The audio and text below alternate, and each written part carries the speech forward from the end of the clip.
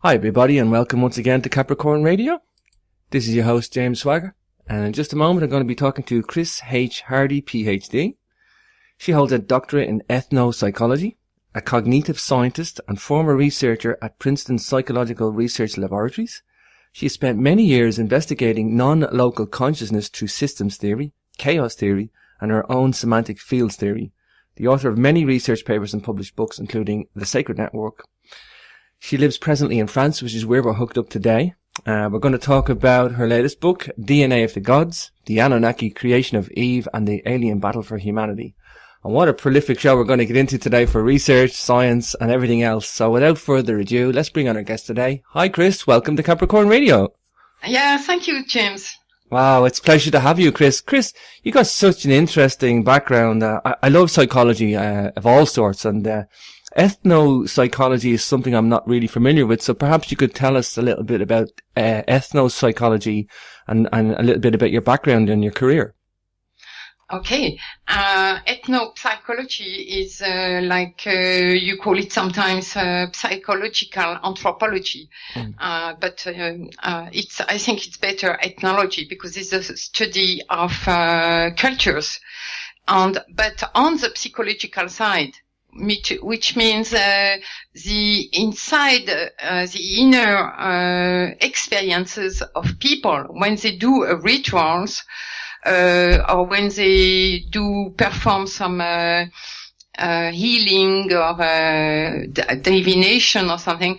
We look at what they experience and what they say they are living, like altered state of consciousness and their belief system, but not as a normal anthropologist who is detached, tries to be more the most detached from his subject. I have been forgetting about my own formation in ethnology, and I have roamed the world, and I have interacted with many people from many cultures, going barefoot and without any money, and just staying with people, with sadhus, with wise men, on trying to learn.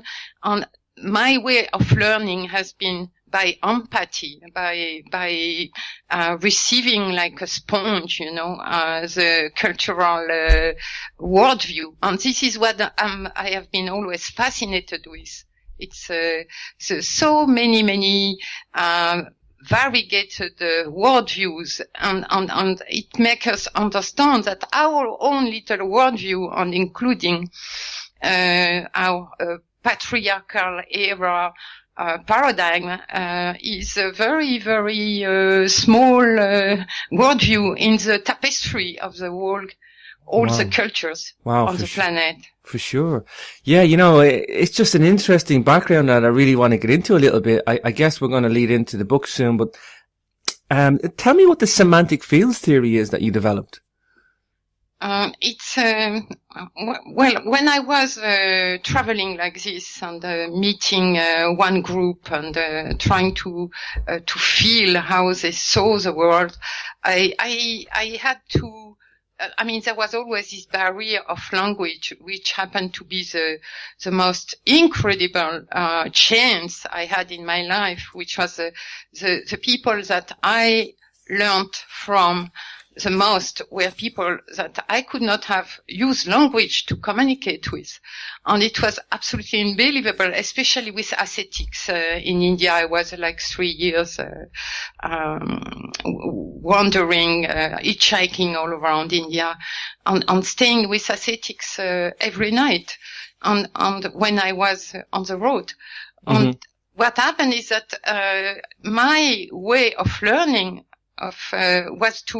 was, as I said, to be a sponge, but was by empathy. So I was getting into some kind of a field of shared consciousness, and I had to develop. Of course, I had read all the basic books of the most important religions on shamanism and everything I could at the time, but that was very, very little at the time. But what happened is that I had to develop my own concepts to understand what I was living. And the first concept that I kind of created, maybe from bits and scraps of other people research, was the concept of semantic field, meaning that a consciousness in front of me was a whole semantic field. It was a coherent network, dynamical network of processes, of values, of worldview, of relational style, of posture, vocabulary, and all this. And that was a semantic field, like the consciousness of one person being a dynamical network that is having a substructure, which are the semantic constellations. But then I was appalled by the fact that in cognitive science, there was absolutely no way you could understand the kind of phenomena that I was experiencing all the time with those people, sharing with those people. Like there was no way you could explain getting into high state of consciousness, experiencing a state of oneness with the group, with the whole landscape. And that's what was the subject of my book, Sacred Network, just as a parenthesis.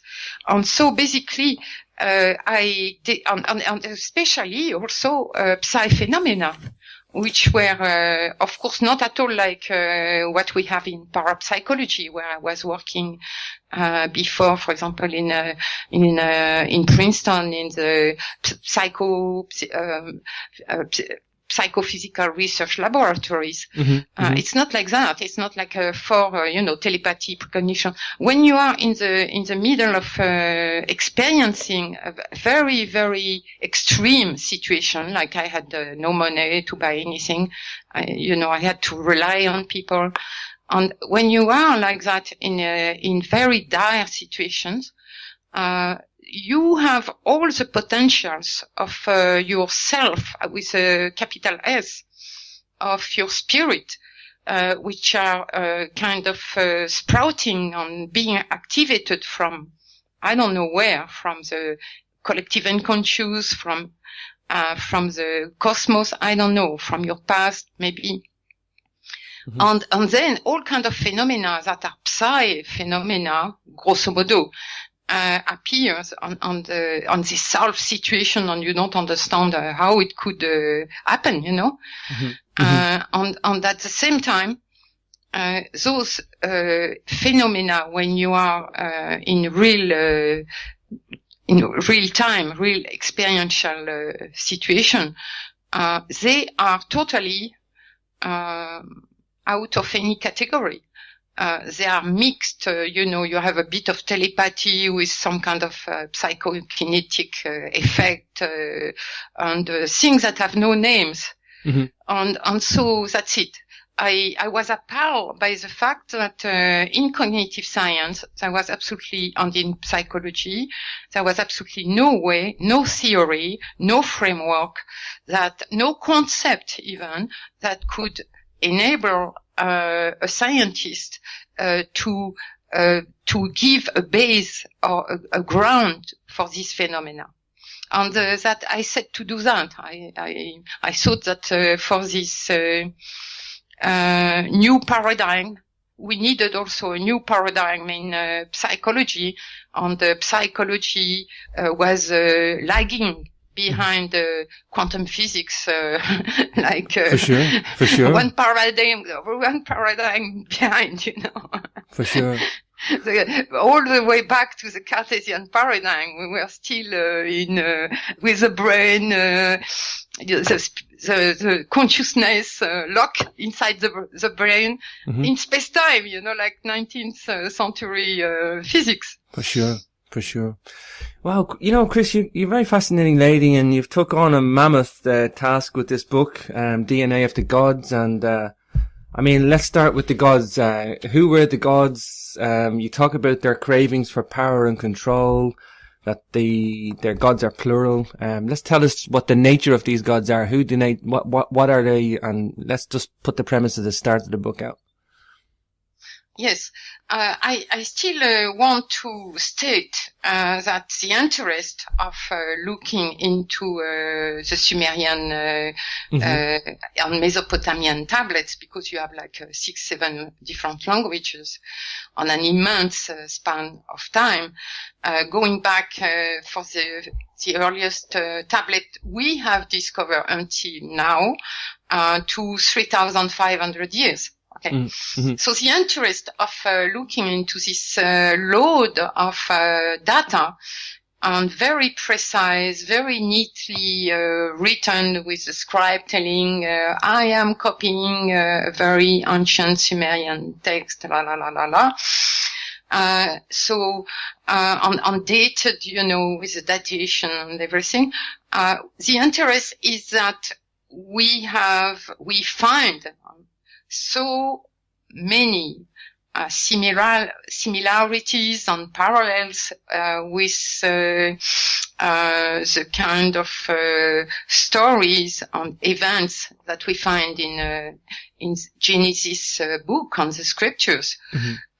That suddenly, you know, it's as if you were kind of trying to see the blueprint of a great, magnificent painting, and you would use X-rays, you know, and you start looking through the fabric and to the first kind of pattern on the blueprint of the painting, mm-hmm. And what you see is not a sketch. That is kind of very, sparse on no, you see the opposite. You see a forest, a gigantic tropical forest of events and details. And the last modern era text, including even more so the interpretation of this text, mm-hmm. is like not only like a skeleton of the earlier description, but also it's like it has been covered, you know, with little sprinkle of a totally different religious paradigm. Sure. So that's what make at the same time, that's what is grounding the fact that I do believe, and I am not the only one, many authors who have researched the era do believe also that we have in the tablets, we have historical accounts. Mm-hmm. And even more with the fact that they are dated and all this. And we have also all the lives and the feats of the kings and the lines of kings and queens and everything. Sure. And so, basically, what do we see? We see a family of gods. And this is, of course, extremely astonishing that especially at the level of the creation of humanity, and then in the domain of everything that happened with Adam and Eve in the so-called Garden of Eden, mm-hmm. which in the Sumerian tablets they are called Eden, not Eden, but Eden was the name for Sumer. And you understand, for example, why in the scripture you have so Adam and Eve were brought to Eden in the east. Now, if you say you don't understand why a garden should be the east of what? A garden. But if you understand that it's the wall of Sumer being the Mesopotamia, mm-hmm. Between Tigris and Euphrates, mm-hmm. So it's a large land from Persian Gulf to up to actual Turkey. So if you understand that they were at the east of Sumer, then it makes sense. And it's all like that. Sure. All like that. Wow. So the family of gods, they are in the Sumerian tablet. You understand that first you start with the king Anu, who was on another planet and always remains there. And then his two sons and his daughter. So first Enki, the firstborn, then Enlil, the legal heir, then Ninma before Enlil. Ninma was the head scientist in life sciences. Enki was the head scientist in material sciences. And they all come to Earth. And Enlil, who is the son of the legal spouse and half-sister of Anu, is given the title of commander of Earth. And he becomes, through his father, the king of heaven, he becomes the king of earth and heaven.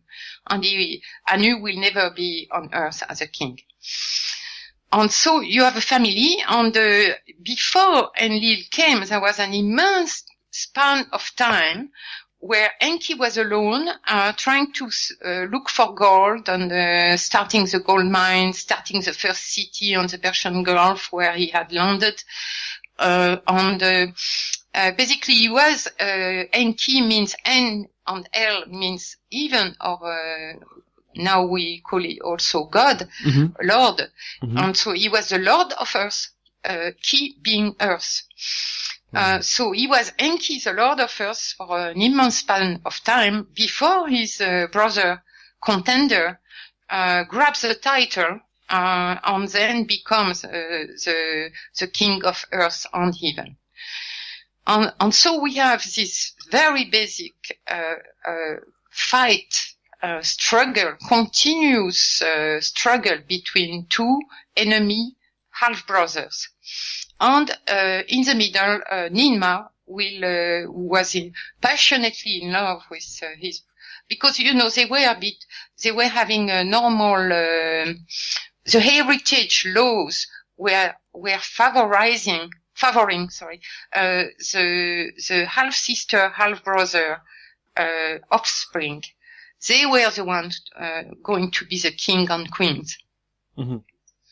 And so you have this war, continuous war, but that takes enormous proportions. And at the time that humanity has been created and has multiplied, they will start using their own population. And you have to understand that one of these lord or goddess, is into one city, has made his or her temple, and then all the inhabitants that happen to be born there are by force, by obligation, the followers of the devotees of this god or this goddess. And when these gods and goddess in between sister and brother, they will start making very, very lethal, monstrous wars, they will imply the kings and queens, the earthling kings and queens of this city. And themselves, when they give the kingship to earthling, themselves, they want to be called God, and they want to be venerated as gods. Sure. Wow, Chris. Okay, so let's jump into DNA of the gods, because these guys have taken their DNA and created the species known as humanity. You talk about in the book, Chris, that these guys put more DNA into the female than the male, and there might have been problems with that and conflict, and there was a possible annihilation of humanity then. Still probably going on today. Do you want to talk a little bit about that and where the DNA comes in? Yes. What is very important to understand is that in between the two clans, the clan of Enki and his sister Ninma, half sister Ninma, Enki has a spouse, but he's also having a love relationship with his half sister. on the other side, you have the clan of Enlil, the commander of Earth. You have two sets of totally antinomic world vision, aims, objective ways of arriving to one's ends, on values. So the people, the lords that have created humanity are Ninma, and head scientist in life science, and Enki, head scientist in engineering, astronomy, mathematics, all material sciences. And one son of Enki, who is called Ningishida in the tablets and Hermes now from for us. And so these it appears in the tablet because we have the description of how there were some revolt of the Anunnaki in the landmines, how an assembly of the gods was convened, and how Ninma was given the task of creating a hybrid between Anunnaki genome and hominid, Homo erectus. And she's given the task, and she goes to a laboratory that Enki has built for her in southeastern Africa. And they both will engineering humanity. But the assembly of the gods have given the okay, on Enlil especially, because they wanted slave workers. But in the minds of Enki and Ninma, as we can decode from each and any action they did over this immense span of time, they have always taken the side of humanity against Enlil, who several times tried to erase humanity, including during the deluge. And Enki and Ninma's, because they were scientists and the others were not, I believe that they understood that their own civilization, which was of course human because we have their genome, I would say they have 90% of what our own genome should be, 90% that of the Anunnaki, and 10% should be alien. And this is and what they had as a vision for humanity was that at one point when their own civilization, which was already having a lot of problems, and that's why they came to get gold. I mean, their ozone layer was damaged, and that's how they came to Earth to get gold. And also, I mean, you could see, when you read the tablet, you can see how decadent they are, how flawed is their character, it's like as if they don't even have the capacity to reflect on their self. And on the side of Enki and Ninma and Hermes, we see exactly the opposite. We see people who have engineered humanity until the point, and this is the birth of Adamu. With Adamu, they finally reach one of their aim, which was to bring out a civilized, what they call a civilized man, I mean civilized humanity. And their aim all along was to bring out a new species that could be somebody on par with them, like a humanity, a new species that could really become extremely knowledgeable, become scientists. And we see them all along, whether Enki, Ninma, or Hermes. We see them continuously teaching humanity, and even starting the first academia long time before the deluge, because Noah was part of this academia in Eridu, the town of Enki.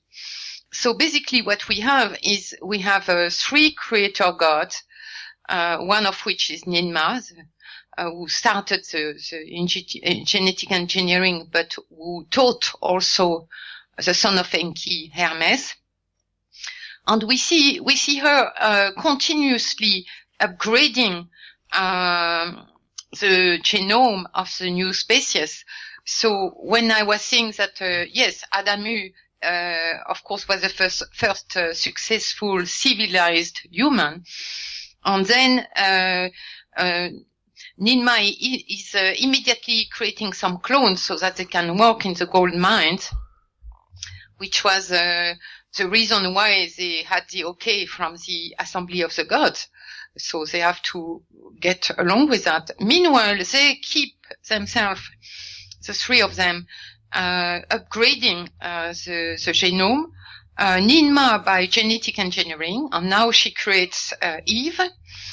And Enki with direct mating with all these beautiful young new earthling women, and then of course having offspring that are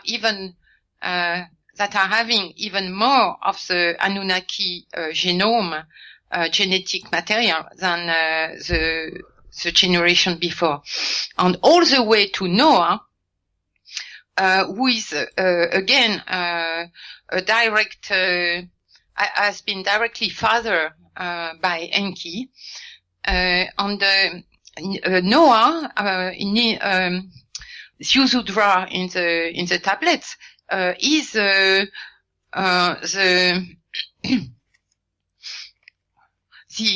apogee, he is called exceedingly wise, Atrahasis, in the name of the epic. Mm-hmm. And he is the top of the evolution of this new species. Wow. Okay, so Chris, we have the annihilation of humanity because these guys are warring, but are we saying there's defects, or is it jealousy, rage, or is it both? You know, is it just a warring brother syndrome, or is it a case where, you know, there was excuses for trying to wipe out humanity? There was defects in humanity. Somebody didn't want it. Was there a good reason, or was there just brothers, enemies, or both? Yes, both. Exactly. That's the complexity. Sorry, Chris, that's the complexity that's kind of hard to look at. It's quite, yes. It's quite difficult to sift through all the text for that. Yes. Exactly. As I said, the basic psychological styles are enemy brothers. Mm-hmm. But at a deeper level, we have two totally different visions of the future on what such a civilization could achieve as its own, let's say, quote, great work, you know. And for Enlil, and his son and his clan, I mean, the only aim he always showed off, and we can see through his action, was just to be sitting as a commander of Earth and to grab and keep the power. Mm-hmm. And humanity, the new species, as he soon will discover, is going to be now in competition with their own. And you can see that in the scripture. Mm-hmm. The most incredible thing for me was having the background of the data from Sumer, and it was like, a subscript, as I said, behind the first coating of paint, you know, there was this forest, and having this as a background of understanding, I could understand things that, of course, I had heard so many or read so many times, but I had never seen the words in the scriptures. Mm-hmm.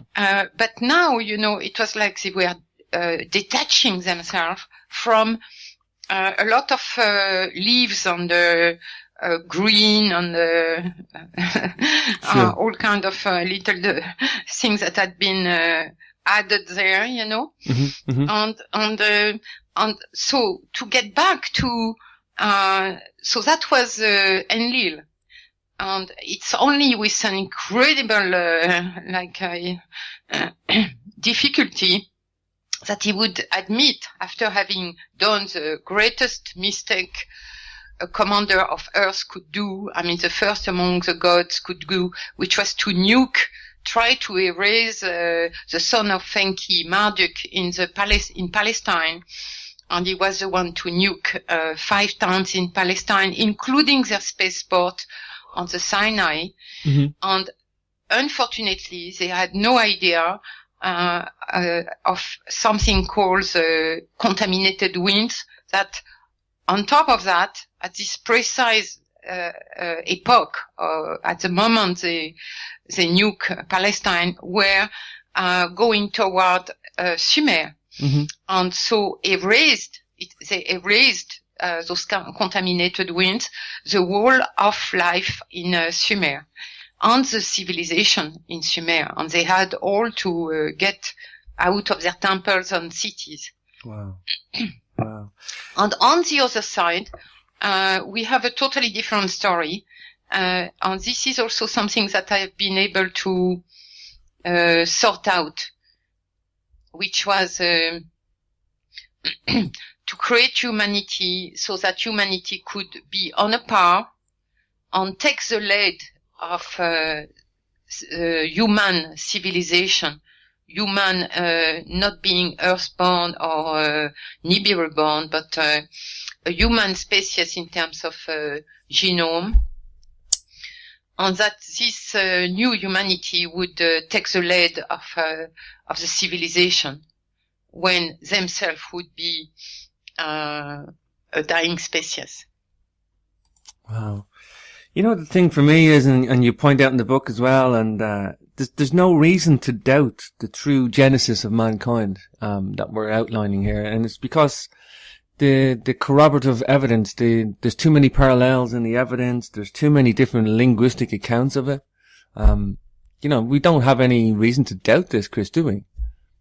No, I don't think we have any reason to doubt, and that's what I mark clearly in my book. Yeah. It's too many similarities. Adam, Eden. We have Enki his emblem was a snake. So everywhere he's represented as a snake, but the snake means the keeper of secrets, and also the one who has a secret knowledge, you know, the initiate of sort. And we will see them, we will see him having a blazon for his city Eridu, the one who had the first academia, the 9th sage of Eridu. And his blazon was the two entwined snakes that he will transmit to his son Ningishzida Hermes, which will become Hermes Caduceus. So for a very long time in all ancient civilization, the snake symbol was a symbol of knowledge and wisdom. You have the snake emblem of Shiva in Hinduism. You have the Uraeus, the snake coming out of the forehead, you know, in Egypt, everywhere. And even I found a scholar from Israel, and she was saying that the snake symbol, even in Israel, had not become negative until recently, and said it was not negative at the time of the monarchy. So basically you have a snake symbol everywhere in the world that is there to represent knowledge. And it's only very in very late times, and even also Hélène Pagels, the great expert on Gnosticism. She was also saying that the first mention of Satan are in the Bible as the adversary. I mean, it's and so basically you have the snake being the symbol of the clan of Enki. Sure. And also of Marduk, his firstborn, and then of Hermes, another son. And you have two enormous distortion between, let's say, the Sumerian data and after what became the interpretation, and more leaning toward a very idealized entity, of either the good one or on the opponent, aggregation of qualities. That's how I call it. Yeah. Into all the good qualities in the deity, and the deity becoming increasingly more remote from us poor humans, while at the time of Abraham we had a Lord with two messengers, of course, 3 Anunnaki, who came to his tent, and Abraham insisted so that they stay, and he would make some. His wife was going to make a great lunch, and then they rest after eating. So we have a flesh and bone Lord that is becoming more and more idealized with all the qualities, and this aggregation of qualities is also happening in the negative sense around the snake, who at one point was the great wise Enki, Lord of Earth, who becomes slowly Satan. Sure. And another thing you talk about is like patriarchal cultures and how there would have been like a corruption of original ideas, and to, where the sacred sexuality and, women were suppressed, and, because of this, they wanted to enslave humanity. They wanted to put humanity down. Maybe talk a little bit about that. That's quite important too, Chris. Yes, it's very important. At the same time, there are two domains in your questions, two aspects. The first one was sexuality. We are going to talk about it first. Sure. It's like when you look at all the poems and the text on clay tablets. So we are talking about first Sumerian, Akkadian, Babylonian, Assyrian, and then a long time after Hebrew, 2 millennia after we see the Hebrew language stemming out of the Akkadian language, mother tongue. And then when we see that, we see in the ancient Mesopotamian text the feats of the god, and among their feats, apart from war, they have incredible sexual life. And first of all, they have a spouse, an official spouse, which the best for them would be to have the half sister as a spouse, for a man, of course. And then you have lots of concubines, and the more high in the hierarchy, the more you are allowed to have this exuberant sexual life, And it's understood that it's perfectly okay. The only moral crime was for them rape. And this was punished by exile. So it was extremely serious for them. But they had already a court of law on this. The sanction would be only delivered by an assembly of 9 judges. So that was for sexuality.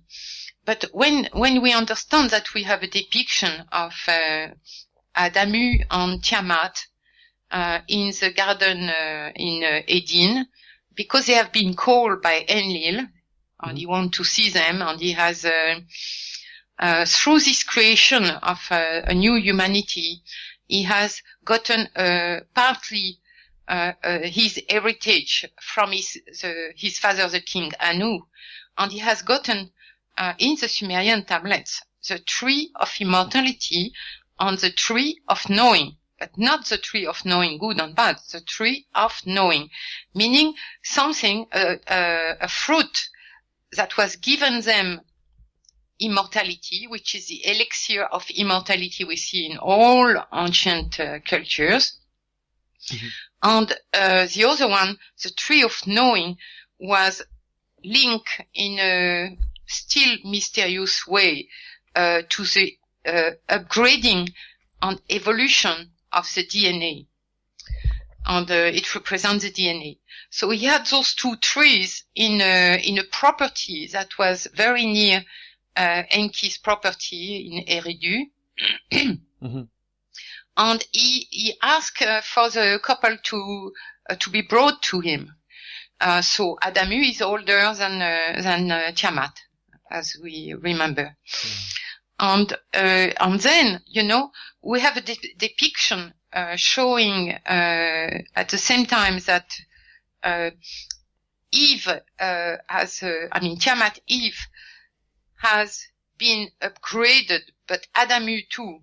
Both of them have been genetically upgraded to a higher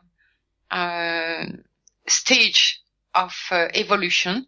And it has 2 aspects. The first one is that they reach self-reference, meaning self-consciousness.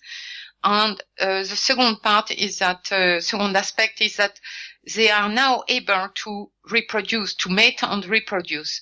But those 2 kids were at the stage before puberty, And when, and of course, this was done by the 3 creator gods.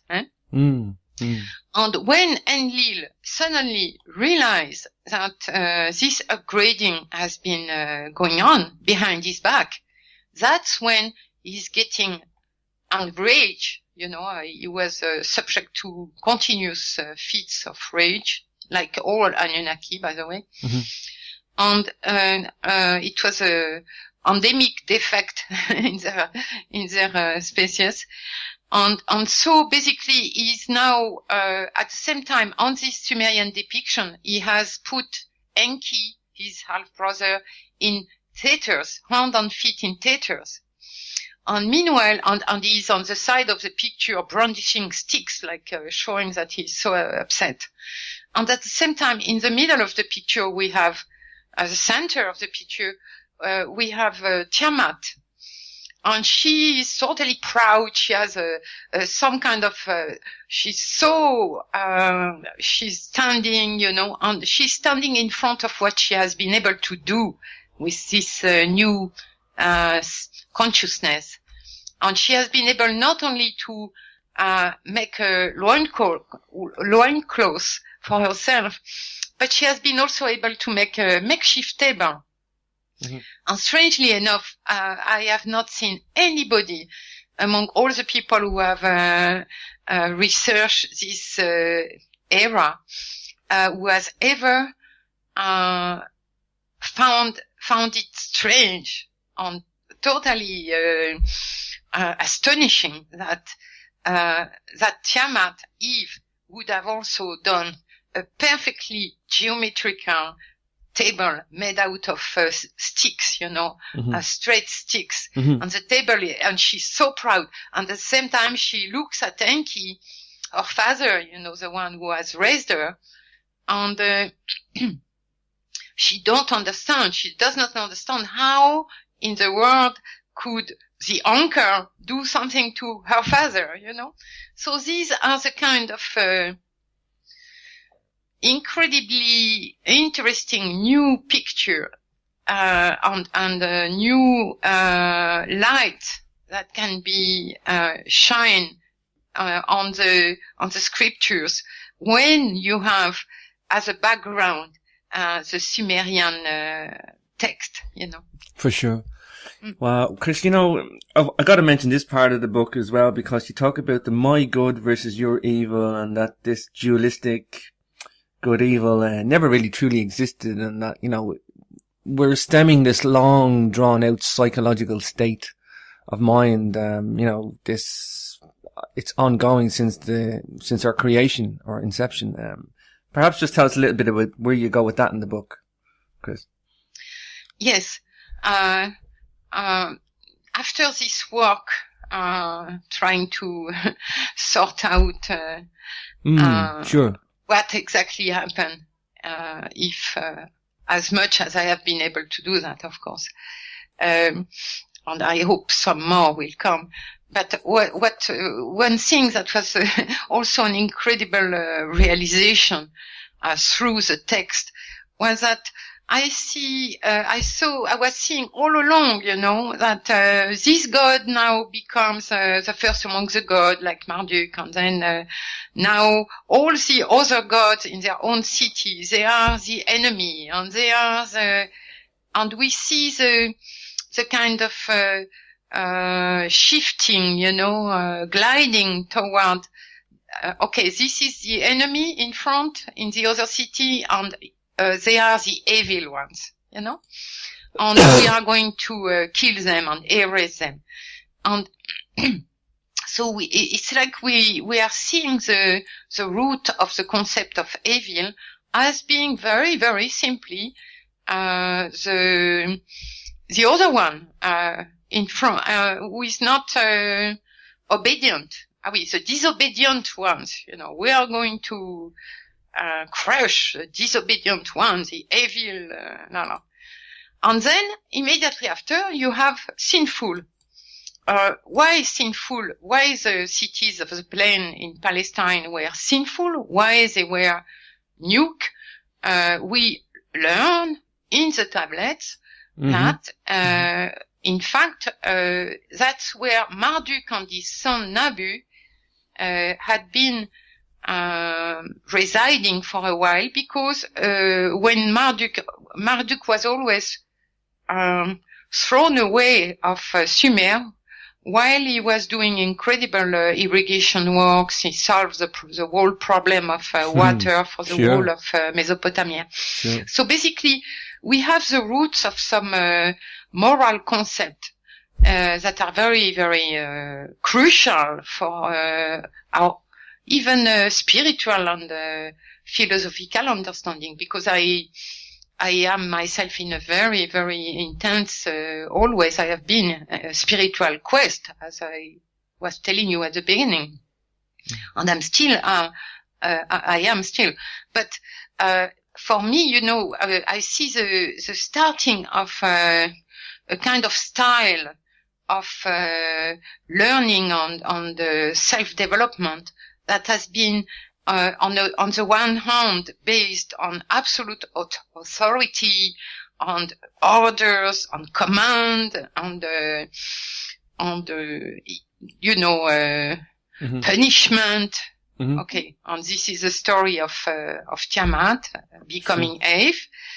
And on the other side, we have a path that has been started by Enki and Ninmah, which was the transmission of knowledge to the Earthling in a totally open way. And I was able in this book to find a depiction where we can see the beginning of the transmission, the initiatic transmission line between Enki and the disciple, and the Ankh is in between them. And also, we have the cross, we have all the root symbols of humanity. We have in this picture, we have, the Sri Yantra, meaning the Star of David. created by his arm in the picture. And so we have the beginning of humanity being taught by the clan of Enki on becoming the great Enoch, and then the exceedingly wise Noah, Ziusudra. Wow. Chris, we're coming up to the end of the show, but I want to mention a couple of things. You've got a blog. I think if you just Google Chris Hardy, DNA of the Gods on Google, you'll find your blog. And I'm going to link that up on the webpage as well. And you're also speaking at the Ancient Aliens Conference headed by David Hatcher-Childress. Yeah, in Kempton. David Childress of the Ancient Aliens is organizing a conference on this subject on the 14th of June in Kempton. So you can see David Childress website, Facebook, etc. On my own website, Chris H. Hardy, DNA of the Gods, at blogspot.fr, with dashes small dashes in between each word. Sure. Chris, I guess then, just to wrap things up, I mean, what do you hope to achieve by the book? What's the main aim of the book? I like to ask this to all my authors, are we trying to raise awareness of, are we trying to get a better insight? You have a unique approach in the book. That's definitely apparent.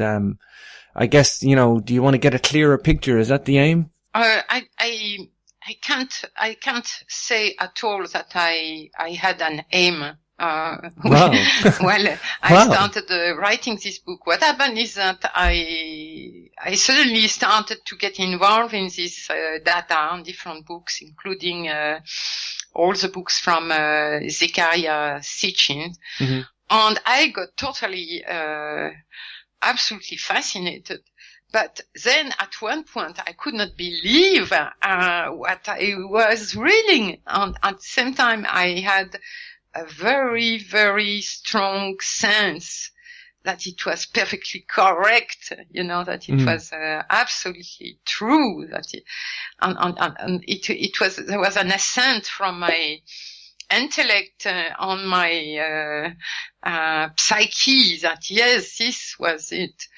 And in fact, what happened is that I kept reading, and at one point I had a very, very strong realization on decision. I said, but it was like, wait a minute, I am a woman, one, I am a human being, and as also a psychologist, I have something to say about it. Yes, for sure, exactly. That's what happened. Yeah, and that's exactly what shines through in the book. That really does shine through. You have something very unique. You have a very original perspective or critique of the, what's happened in our past, what's gone on in the books and the literature that's out there. I mean, I think it's probably a lot one-sided. You've brought something new to the table, Chris. Thank you. Yeah, I know. I thank you for that. It was great to read. You brought, and you know what? I did a show yesterday, Chris, and the guy was talking about ancient history as well, and he brought a philosophical perspective to the table, and it was something new and refreshing, and I think we need that sometimes. And you've brought this ethno-psychology to it, and nobody's really done that before. Nobody critiqued it in that way, and I think we have a clearer picture from DNA of the Gods, and so I wish you every success in that, and I wish you every success in the Ancient Aliens Conference. Let me know how that goes on, Chris. Yeah, thank you. Wow. Thank you too. Yeah, it's been a pleasure having you, Chris. Yeah, me too. Thank you so much. But on the psychological side, which means the inside, the inner experiences of people when they do rituals, or when they do perform some healing or divination or something, we look at what they experience and what they say they are living, like altered state of consciousness and their belief system, but not as a normal anthropologist who is detached, tries to be more the most detached from his subject. I have been forgetting about my own formation in ethnology, and I have roamed the world, and I have interacted with many people from many cultures, going barefoot and without any money, and just staying with people, with sadhus, with wise men, and trying to learn. And my way of learning has been by empathy, by receiving like a sponge, the cultural. Hi everybody, and welcome once again to Capricorn Radio. This is your host James Swagger, and in just a moment I'm going to be talking to Chris H. Hardy, PhD. She holds a doctorate in ethnopsychology, a cognitive scientist and former researcher at Princeton Psychological Research Laboratories. She has spent many years investigating non-local consciousness through systems theory, chaos theory, and her own semantic fields theory. The author of many research papers and published books, including The Sacred Network. She lives presently in France, which is where we're hooked up today. We're going to talk about her latest book, DNA of the Gods, the Anunnaki Creation of Eve, and the Alien Battle for Humanity. And what a prolific show we're going to get into today for research, science, and everything else. So without further ado, let's bring on our guest today. Hi, Chris. Welcome to Capricorn Radio. Yeah, thank you, James. Wow, it's a pleasure to have you, Chris. Chris, you got such an interesting background. I love psychology of all sorts, and ethnopsychology is something I'm not really familiar with. So perhaps you could tell us a little bit about ethnopsychology and a little bit about your background and your career. Okay. Ethnopsychology is you call it sometimes psychological anthropology. But I think it's better ethnology, because it's a study of cultures and relational style, of posture, vocabulary, and all this. And that was a semantic field, like the consciousness of one person being a dynamical network that is having a substructure, which are the semantic constellations. But then I was appalled by the fact that in cognitive science there was absolutely no way you could understand the kind of phenomena that I was experiencing all the time with those people, sharing with those people. Like there was no way you could explain getting into high state of consciousness, experiencing a state of oneness with the group, with the whole landscape. And that's what was the subject of my book, Sacred Network, just as a parenthesis. And so basically, I did, and especially also psi phenomena, which were, of course, not at all like what we have in parapsychology, where I was working before, for example, in Princeton, in the worldview. And this is what I have been always fascinated with. It's so many variegated worldviews, and it makes us understand that our own little worldview, and including our patriarchal era paradigm, is a very small worldview in the tapestry of the world. All the cultures on the planet. For sure. Yeah, it's just an interesting background that I really want to get into a little bit. I guess we're going to lead into the book soon, but tell me what the semantic fields theory is that you developed. It's when I was traveling like this and meeting one group and trying to feel how they saw the world, I had to. There was always this barrier of language, which happened to be the most incredible chance I had in my life, which was the people that I learned from the most were people that I could not have used language to communicate with. And it was absolutely unbelievable, especially with ascetics. In India, I was like 3 years, wandering, hitchhiking all around India and staying with ascetics, every night. And when I was on the road. Mm-hmm. And what happened is that, my way of learning was, as I said, to be a sponge, but was by empathy. So I was getting into some kind of a field of shared consciousness. And I had to develop, of course, I had read all the basic books of the most important religions on shamanism and everything I could at the time. But that was very, very little at the time. But what happened is that I had to develop my own concepts to understand what I was living. And the first concept that I kind of created, maybe from bits and scraps of other people research, was the concept of semantic field, meaning that a consciousness in front of me was a whole semantic field. It was a coherent network, dynamical network of processes, of values, of worldview, of